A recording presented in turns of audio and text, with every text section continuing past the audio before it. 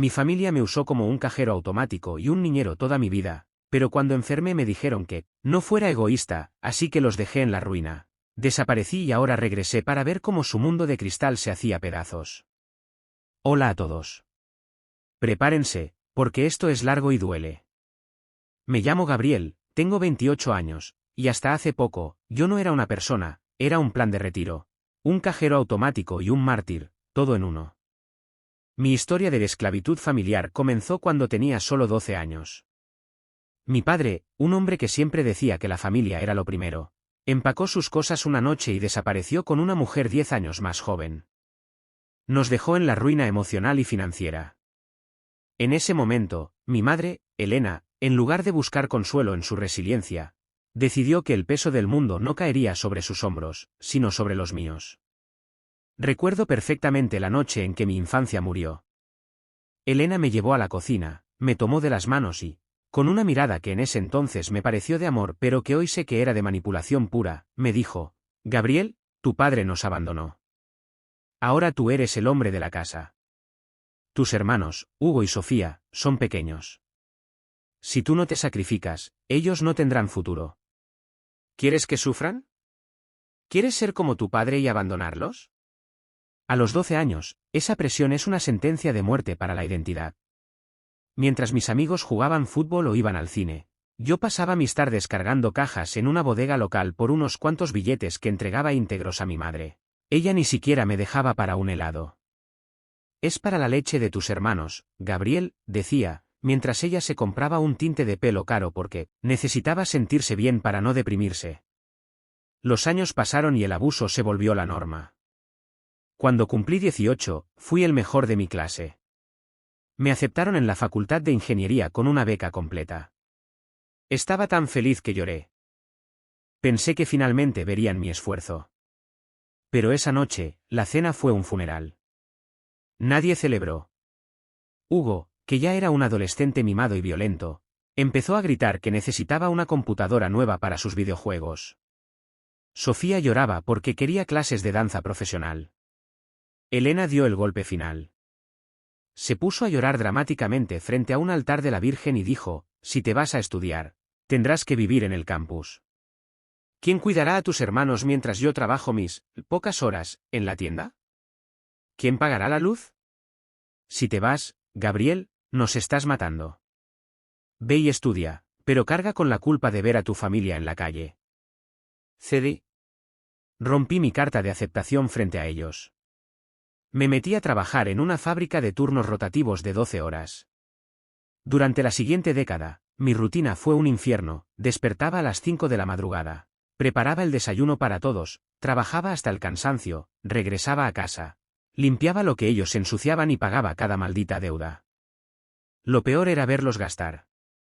Hugo se convirtió en un tipo arrogante que destrozaba autos y yo tenía que pagar las reparaciones para que no fuera a la cárcel. Sofía se volvió una influencer frustrada que exigía ropa de marca y viajes, financiados por mis horas extra y mi sudor.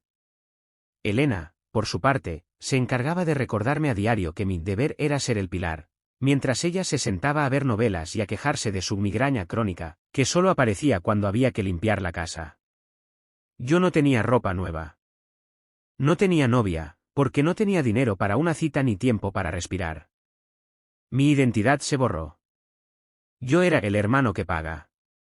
Era el esclavo que recibía migajas de afecto solo cuando el depósito caía a fin de mes. Estaba vacío, pero pensaba que eso era el amor, hasta que mi cuerpo decidió que ya no podía más y el destino me dio la bofetada más cruel de mi vida. Familia, por favor, escuchen. Tengo una enfermedad crónica grave. Se llama lupus. El médico dice que si sigo trabajando 14 horas al día, mis órganos van a fallar. Necesito que Hugo y Sofía busquen trabajo de inmediato. Necesito usar el dinero de la renta de este mes para mi primera dosis de tratamiento biológico. El silencio que siguió no fue de preocupación. Fue un silencio de indignación. Hugo lanzó el control al suelo y se levantó gritando. ¿Estás bromeando? Mañana es el pago final de mi auto. Si no lo pagas, me lo quitan. No me salgas con cuentos de enfermedades para hacerte la víctima ahora que tengo planes. Sofía ni siquiera me miró a los ojos, estaba ocupada mirando su reflejo. Ay, Gabriel, siempre tan dramático. Seguramente es solo cansancio. Yo tengo una sesión de fotos el fin de semana y contaba con que me dieras para el salón de belleza. No seas egoísta, el estrés nos hace daño a todos, no solo a ti. Sentí un vacío en el estómago, pero mi última esperanza estaba en mi madre. Me volví hacia Elena. Ella se levantó, caminó hacia mí, y por un segundo, pensé que me abrazaría. En lugar de eso, me puso una mano en el hombro y me dijo las palabras que se grabaron como ácido en mi cerebro. Gabriel, hijo, entiende nuestra posición. Tus hermanos son jóvenes, tienen sueños. Tú ya estás acostumbrado a trabajar, tú eres fuerte. No puedes simplemente dejar de ser el pilar de esta casa por un dolorcito. Si tú te descuidas, ¿qué será de ellos? ¿Quién los va a mantener? No puedes permitirte el lujo de estar enfermo, Gabriel. No seas egoísta, tu prioridad es tu familia, no tú mismo. En ese instante, el lupus dejó de ser lo que más me dolía. Lo que me dolió fue darme cuenta de que para ellos yo no era un hijo, ni un hermano. Yo era una herramienta. Una herramienta que se estaba rompiendo y a la que ellos, en lugar de reparar, estaban intentando exprimir hasta la última gota antes de tirarla a la basura. Esa noche, mientras los oía reír en la cena, una cena que yo había comprado y que ellos se comieron sin dejarme nada, me quedé a oscuras en mi cuarto. Miré mis manos hinchadas y tomé una decisión. Si ellos querían que fuera el pilar, iban a aprender qué pasa cuando el pilar decide que ya no quiere sostener un edificio lleno de ratas. Esa noche, el dolor de la traición superó al dolor de mis articulaciones. Me quedé en silencio en mi habitación, escuchando las risas de Hugo y Sofía en la sala. Estaban planeando qué pedir de cenar con la tarjeta de crédito que yo pagaba. Fue ahí cuando comprendí que la única forma de salvar mi vida era destruir la comodidad de la de ellos. Durante las siguientes 3 semanas, me convertí en un fantasma. Actué con una obediencia robótica que los engañó por completo. Me pedían dinero y yo se los daba, pero lo que ellos no sabían es que estaba moviendo las piezas de un tablero que ellos ni siquiera veían. Primero, el golpe financiero. Fui al banco. Durante años, mi sueldo caía en una cuenta donde Elena tenía acceso total. Abrí una cuenta nueva en un banco diferente, uno que ellos ni siquiera sabían que existía. Cambié mi nómina para que el siguiente depósito cayera allí.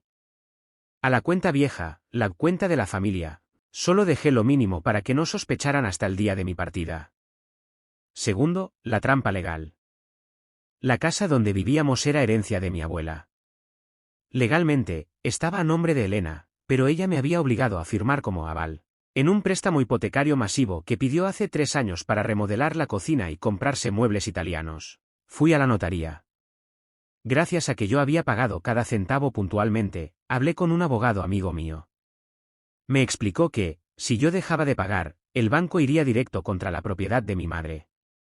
Mi nombre solo estaba ahí para asegurar el flujo de dinero, pero si el flujo se cortaba, el castillo de naipes se caía. Tercero, el silencio total. Contacté a mi tía Beatriz, la oveja negra de la familia. Ella se había ido de la ciudad hacía años porque no soportaba la manipulación de Elena.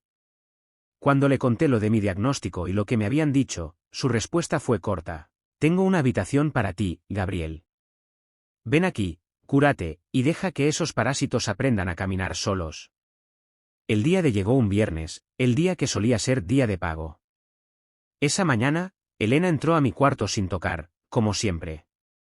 Gabriel, recuerda que hoy tienes que depositar lo de la tarjeta de Sofía, que se quiere ir de compras, y lo de la cuota del auto de tu hermano. Ah, y tráeme ese perfume que vi en la revista, me lo merezco por tanto estrés. La miré a los ojos. Ella no vio a su hijo enfermo, vio un cajero automático. Claro, mamá. Hoy se acaba todo el estrés, te lo prometo, le respondí con una sonrisa que ella confundió con sumisión. Apenas se fueron a su almuerzo de viernes, pagado con mi dinero, por supuesto, puse mi plan en marcha. Llamé a la compañía de electricidad, agua e internet. Di de baja los servicios que estaban a mi nombre. Les dije que la casa se desocupaba hoy. Cancelé todas las extensiones de las tarjetas de crédito de Hugo y Sofía. Las corté en pedazos y las dejé sobre la mesa del comedor. Empaqué solo lo esencial, mis documentos, mi ropa y mis medicamentos. El resto de las cosas que yo había comprado, la televisión de 65 pulgadas, el sistema de sonido, la cafetera de lujo, las doné en ese mismo instante a una organización benéfica que pasó a recogerlas en un camión mientras ellos no estaban. Dejé la casa vacía, tal como me sentía yo por dentro. Antes de salir por la puerta, escribí una nota y la pegué en el refrigerador vacío. Mamá, Hugo, Sofía, me dijeron que no podía descuidar a los demás por mi salud. Tenían razón. Me descuidé tanto cuidándolos a ustedes que casi me muero. Así que hoy, sigo su consejo, voy a dejar de ser egoísta conmigo mismo. Les devuelvo su libertad. Ya no hay facturas pagas, ya no hay tarjetas, ya no hay pilar. Aprendan a ser los adultos que dicen ser. Buena suerte con el banco, la hipoteca vence en 3 días. Cerré la puerta, tiré las llaves por la alcantarilla y me subí al auto de mi tía, que ya me esperaba en la esquina. Mientras nos alejábamos, sentí que el aire entraba en mis pulmones por primera vez en 15 años. No miré atrás. Sabía que el incendio que dejé atrás iba a ser glorioso. Mi teléfono estuvo en silencio durante las primeras 4 horas de mi viaje. Pero al caer la tarde, el infierno se desató. Imaginen la escena, mi familia regresando de un almuerzo de lujo, riendo, planeando cómo gastar el dinero que creían que ya estaba depositado, solo para encontrar una casa en penumbras, sin muebles y con una nota que marcaba el fin de su era de privilegios. La primera llamada fue de Hugo. Su voz no era de preocupación, sino de una furia ciega. Gabriel. ¿Qué demonios hiciste? Vine a cargar gasolina y mi tarjeta dice, cuenta cancelada. Y no hay luz en la casa. Regresa ahora mismo y arregla este error. No respondí. Colgué y bloqueé su número. Luego vino el turno de Sofía. Me envió una ráfaga de mensajes por WhatsApp, pasando del odio a la manipulación en segundos. Eres un monstruo. ¿Cómo nos dejas así?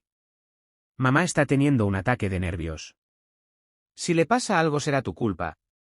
Por favor, hermano, sé razonable, deposita al menos para la luz. Hace calor y no puedo usar el aire acondicionado. Bloqueada. Finalmente, entró la llamada de Elena. Decidí contestar solo para escuchar el tono de su derrota. Gabriel. Sollozó, usando ese tono de víctima profesional que tanto éxito le había dado. ¿Cómo pudiste hacernos esto? Tu propia sangre, estamos a oscuras, se llevaron los muebles. El banco llamó diciendo que la casa entra en proceso de embargo en 72 horas si no se paga la cuota vencida. ¿Dónde estás? Trae el dinero, hijo, te perdonaremos este arranque de locura si vuelves ahora. Me reí. Fue una risa genuina, ligera, que me dolió en el pecho pero me sanó el alma. Mamá, le dije con una calma gélida. No me estás pidiendo que vuelva porque me extrañas. Me pides que vuelva porque tienes miedo de tener que trabajar por primera vez en tu vida. Te dije que no podía descuidar a los demás por mi salud, ¿recuerdas?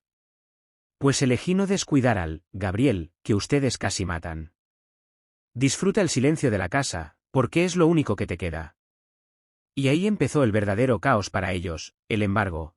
Como Elena nunca tuvo un trabajo formal y Hugo se negaba a aceptar empleos de clase baja, no pudieron reunir los miles de dólares de la hipoteca. El banco no tiene sentimientos. En menos de 2 meses, vi por las redes sociales de sus amigos que tenían sellos de ejecución en la puerta principal. El descenso social, Hugo, el gran galán que presumía el auto que yo pagaba, vio cómo la grúa se llevaba su vehículo en mitad de la calle frente a su novia. Terminó trabajando en un almacén nocturno, cargando cajas, el mismo trabajo que yo hacía a los 12 años. La ironía era deliciosa. La humillación de Sofía, intentó vender su ropa de marca para sobrevivir, pero se dio cuenta de que sin el estilo de vida que yo financiaba, sus seguidores perdieron interés. Terminó trabajando como demostradora de productos en un supermercado, de pie 10 horas al día. Sus manos, antes perfectas, ahora estaban tan cansadas como las mías. La soledad de Elena, tuvo que mudarse a un departamento minúsculo y húmedo en un barrio peligroso. Se la pasa llamando a parientes para pedir dinero, pero todos saben ya la historia de cómo explotó a su hijo mayor hasta enfermarlo. Se convirtió en la paria de la familia. Mientras ellos se hundían en el fango de su propia inutilidad, mi vida florecía. Con el dinero que ya no gastaba en sus caprichos, pude costear el mejor tratamiento para mi lupus. Mis riñones se estabilizaron. El dolor disminuyó y empecé a dormir 8 horas seguidas por primera vez en mi vida adulta. Me enteré por un primo que Elena intentó demandarme por abandono de hogar, pero el abogado se rió en su cara cuando vio que yo era un adulto que simplemente dejó de regalar su dinero. No hay leyes que te obliguen a mantener a parásitos sanos. La venganza perfecta no fue verlos sufrir hambre, fue verlos obligados a enfrentarse a la vida real sin mi protección. Les quité las muletas y descubrieron que nunca aprendieron a caminar. Yo, por mi parte, ya no soy un pilar. Soy un hombre libre, y por primera vez, el hijo responsable está siendo responsable de su propia felicidad. Han pasado 2 años desde aquella tarde en que cerré la puerta de esa casa maldita. Muchos me preguntan en los comentarios, Gabriel, ¿no te sentiste mal? ¿No te dio cargo de conciencia? La respuesta corta es, no. Cada vez que sentía un atisbo de culpa, miraba las cicatrices en mi cuerpo y recordaba el diagnóstico que casi me cuesta la vida mientras ellos se quejaban por un par de zapatos. Mi vida ahora es irreconocible. Vivo en una ciudad pequeña cerca del mar, donde el clima es amable con mis articulaciones. Gracias a que dejé de regalar mi sueldo a 3 personas que no me valoraban, pude pagar un tratamiento especializado. Mi lupus no ha desaparecido, porque es para siempre, pero está en remisión. Mis manos ya no están hinchadas, ahora sostienen libros de ingeniería y planos de construcción. Sí, finalmente estoy terminando mi carrera. Soy el mejor de mi clase, y esta vez, nadie me hace sentir culpable por brillar. Pero la vida tiene una forma muy curiosa de cerrar círculos. Hace 3 meses, ocurrió lo que yo llamo el encuentro final. Estaba en un café trabajando con mi laptop cuando vi entrar a una mujer que parecía tener 70 años, aunque apenas pasaba de los 50. Era Elena. Estaba descuidada, con ropa barata y una expresión de amargura grabada en el rostro. Venía acompañada de Sofía, quien ya no lucía como la influencer de élite que pretendía ser. Trabajaba ahora como vendedora ambulante de cosméticos y su piel reflejaba el cansancio de quien nunca aprendió a esforzarse. Me vieron. El silencio en el café se volvió denso. Elena se acercó a mi mesa con los ojos llorosos, intentando activar su viejo truco de magia, la lástima. Gabriel, hijo mío, qué bien te ves, dijo con voz quebrada. Mira cómo estamos nosotros. Hugo perdió el último empleo porque no aguantó el esfuerzo físico. A mí me duele todo, y Sofía apenas gana para el arroz. El banco nos quitó la casa, vivimos en un cuarto alquilado. Por favor, Gabriel, olvida el pasado. Somos tu familia. Ayúdanos solo un poco, una mensualidad pequeña para que tu madre no muera de hambre. La miré. Realmente la miré. Y por primera vez en mi vida, no sentí miedo, ni rabia, ni ganas de llorar. Sentí nada. Una indiferencia absoluta. ¿Te duele todo, mamá?, le pregunté con voz tranquila. Curioso. A mí también me dolía todo cuando trabajaba 14 horas para pagarte los lujos. ¿Te acuerdas de lo que me dijiste cuando te hablé de mi enfermedad?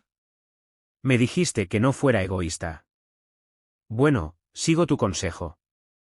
Estoy siendo tan poco egoísta conmigo mismo, que no voy a permitir que personas tóxicas vuelvan a entrar en mi paz. Sofía intentó gritarme, llamándome arrogante y mal hermano, pero le hice una seña al mesero. Pagué mi cuenta, le dejé una propina generosa y me levanté. Antes de irme, me incliné hacia ellas y les dije. Ustedes no perdieron un hijo o un hermano. Ustedes perdieron un esclavo. Y los esclavos no regresan a la plantación por voluntad propia. Buena suerte, la van a necesitar. Caminé hacia la salida sin mirar atrás. Mientras cruzaba la calle, sentí el sol en mi cara y una paz que ningún depósito bancario pudo darme jamás.